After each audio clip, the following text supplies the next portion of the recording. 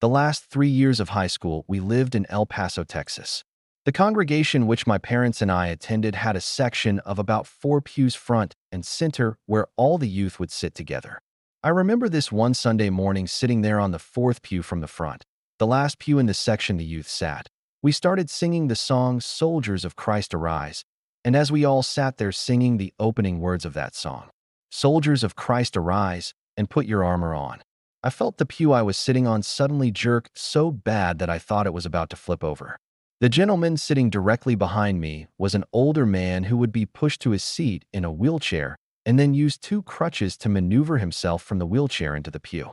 This man, at hearing the words, Soldiers of Christ Arise, did just that. He grabbed the back of the pew in front of him, the one I was sitting on, and pulled his crippled self up to a standing position.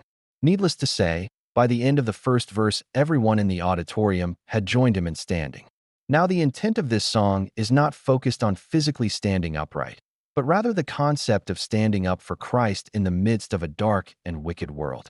To arise and stand up for what is righteous, just, wholesome, virtuous, holy, and godly.